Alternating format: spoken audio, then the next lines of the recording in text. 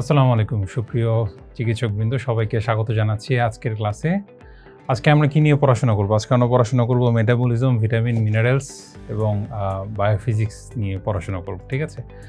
তো এই টপিকটা রেসিডেন্সি বলেন, ডিপ্লোমা বলেন, খুব ইম্পর্ট্যান্ট একটা টপিক।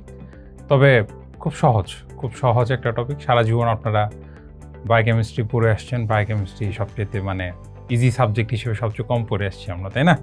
তাহলে সেই হিসেবে এইটাও সহজ হওয়ার কথা। ক্লাস আসলেই সহজ, শুধু একটু আপনাদের বায়োকেমিস্ট্রির বা মেটাবলিজমের একটু অলিগলিগুলো একটু চিনতে হবে, যেন পরীক্ষায় দেখলে অ্যান্সার করতে পারেন। প্রথমবার একটু কঠিন মনে হতে পারে যারা প্রথমবার পড়ছেন, আর যারা পরের বার পড়ছেন বা দ্বিতীয় তৃতীয়বার পড়ছেন তাদের জন্য ভালো রিক্যাপ হবে। হ্যাঁ, তো আমরা চ্যাপ্টার 2 দিয়ে আমাদের পড়া শুরু করবো। হ্যাঁ, আচ্ছা, তাহলে এই যে আমাদের শুরুতে আমরা জানি যে আমাদের বডির মেটাবলিজম যে হয়, এই মেটাবলিজমের প্রধান উদ্দেশ্য কি? আমরা জানি এডিপি এবং ফসফেট মিলে আমাদের বডিতে এটিপি তৈরি হয়। হ্যাঁ, এবং এই এটিপি তৈরি করাটাই হচ্ছে আমাদের মেটাবলিজমের বা এই মেটাবলিক প্রক্রিয়াগুলোর মূল কাজ। এবং এটিপি যখন ইউজড আপ হয় বডিতে, তখন সেই এটিপি ভেঙে আবার এটিপি এবং ফসফেটে পরিণত হয়, ঠিক আছে? এবং এই এটিপির মধ্যে কি জমা থাকে? ক্যালোরিজ জমা থাকে। হ্যাঁ, এবং এরা কোথা থেকে আসবে?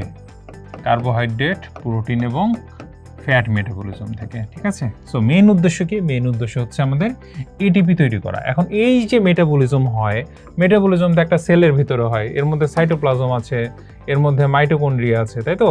তো কিছু মেটাবলিক পাথওয়ে শুধুমাত্র মাইটোকন্ড্রিয়াতে হয়, কিছু মেটাবলিক পাথওয়ে আছে যারা শুধুমাত্র সাইটোপ্লাজমে হয়, আর কিছু মেটাবলিক পাথওয়ে আছে যারা মাইটোকন্ড্রিয়া, সাইটোপ্লাজম দুই জায়গাতে হয়, ঠিক আছে?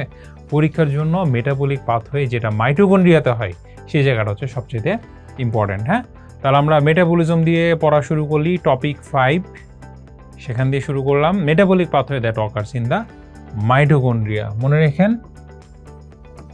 ওকে, বিটিআরসি, কেমন? আচ্ছা, আমি আজকের টপিকগুলো নিয়ে ডিসকাস করব। দুই একটা জায়গায় পরীক্ষার জন্য খুব ইম্পর্ট্যান্ট যেই কয়েকটা জিনিস, অল্প কিছু জিনিস, সেগুলো একটু অ্যাড করতে বলবো, সেগুলো একটু লিখে নিতে হবে। আর কিছু নিউমোনিক্স বলবো, কিছু বেসিক কথা বলবো।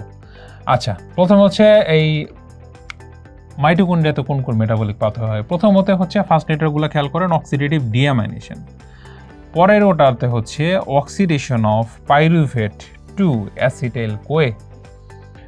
কেতে হচ্ছে কিটোজেনেসিস, বিতে হচ্ছে beta oxidation of fatty acid, টিতে হচ্ছে টিসিএস সাইকেল, আরতে হচ্ছে রেসপিরেটরি চেইন, এবং সিতে হচ্ছে carboxylation of pyruvate to oxaloacetic acid, তাই তো?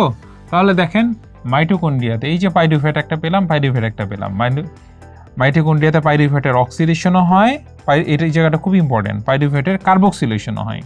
পাইরুভেটের যখন অক্সিডেশন হয় কি তৈরি হয় বলতে হবে? অ্যাসিটাইল কোয়ে তৈরি হয়। হ্যাঁ, আর পাইরুভেটের যখন কার্বক্সিলেশন হয় তখন কি তৈরি হয়? অক্সালোঅ্যাসিটিক অ্যাসিড তৈরি হয়। এই পুরো কোশ্চেনটা খুবই ইম্পর্টেন্ট পরীক্ষার জন্য, এবং এই 6 এবং 7 নম্বর প্রসেসটা পাইরুভেটের যে দুইটা অক্সিডেশন, কার্বক্সিলেশন এবং অ্যাসিটাইল কোয়ে আর অক্সালোঅ্যাসিটিক অ্যাসিড তৈরি হচ্ছে, এই জায়গাটা পরীক্ষার জন্য খুব ইম্পর্টেন্ট, কাজে লাগবে একটু পরে আবার। হ্যাঁ, তাহলে এটা ইনফিনিটি স্টার দেন এই টপিকটা, কেমন? আচ্ছা, তাহলে কোন কোন মেটাবলিক পাথওয়ে মাইটোকন্ড্রিয়া এবং সাইটোপ্লাজম দুই জায়গাতে হয়? দেখেন এই মেটাবলিক পাথওয়েগুলো মাইটোকন্ড্রিয়া এবং সাইটোপ্লাজম দুইটাকে হাক করে আছে, ঠিক আছে? দুই জায়গাতেই হচ্ছে। তাহলে আপনি হাক দিয়ে মনে রাখেন, হিম সিনথেসিস, ইউরিয়া সাইকেল আর গ্লুকোনিওজেনেসিস, হিম সিনথেসিস, ইউরিয়া সাইকেল আর গ্লুকোনিওজেনেসিস।